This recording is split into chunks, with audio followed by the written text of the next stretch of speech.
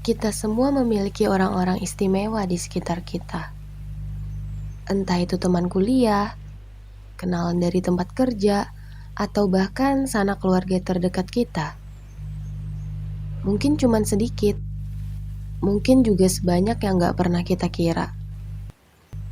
Memang, sebagian lebih spesial dari yang lain. Tapi itu gak mengubah fakta bahwa mereka memancarkan cahaya yang begitu terang karena keistimewaan mereka. Ada beberapa alasan yang membuat mereka begitu spesial.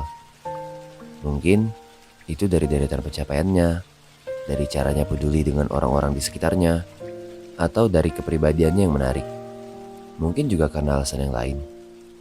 Kehadiran mereka begitu bersinar, seolah-olah mereka adalah tokoh utama dalam cerita yang bernama hidup ini.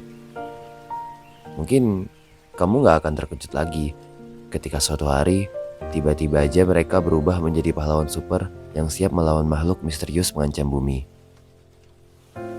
Tapi, semakin terang sebuah sumber cahaya, semakin terlihat redup pula lah sumber cahaya yang lain.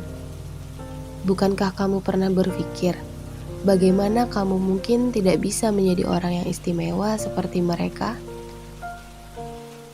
Mari kita berkilas balik sebentar. Pada umur berapa kita memperoleh kepercayaan bahwa kita adalah orang yang istimewa? Walau nggak semua, aku yakin kebanyakan dari kita percaya demikian ketika sangat-sangat kecil. Nggak sedikit kan bocah-bocah SD yang bercita-cita menjadi dokter, pilot, astronot, atau profesi-profesi luar biasa lainnya.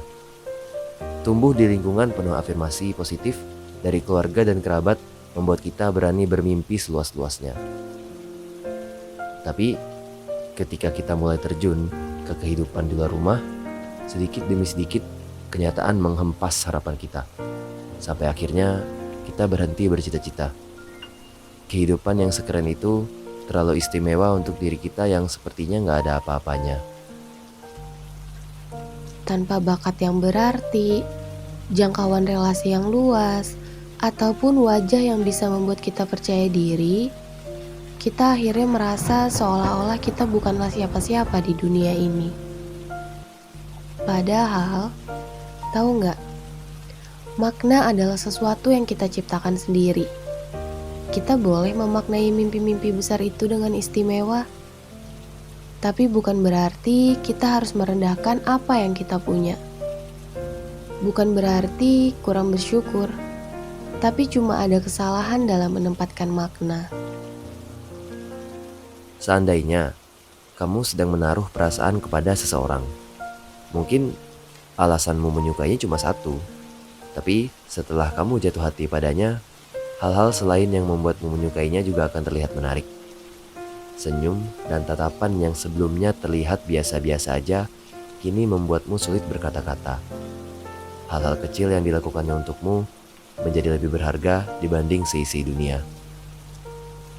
Tapi, ketika perasaan itu akhirnya memudar, semua berubah kembali seperti sedia kala. Senyum yang sebelumnya mengalihkan dunia, kini gak berbeda dari senyum-senyum orang selain dia. Tatapannya yang membuatmu salah tingkah, kini tidak lebih dari tatapan biasa. Apa yang terjadi? Padahal sama sekali tidak ada hal yang berubah darinya. Satu-satunya yang berubah, cuma gimana caramu memaknai kehadiran dan perbuatannya. Perasaan yang muncul pada hatimu membuat semua hal tentang dia begitu istimewa.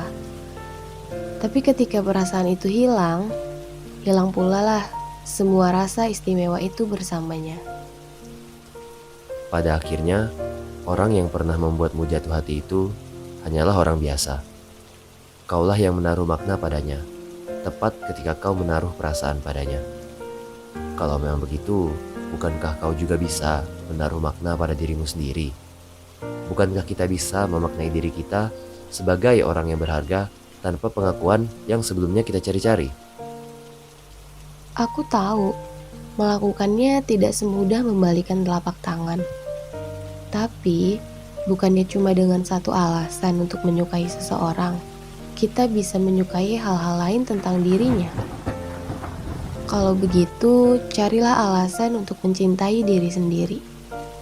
Walau cuma satu, carilah alasan untuk menghargai dirimu lebih dalam lagi.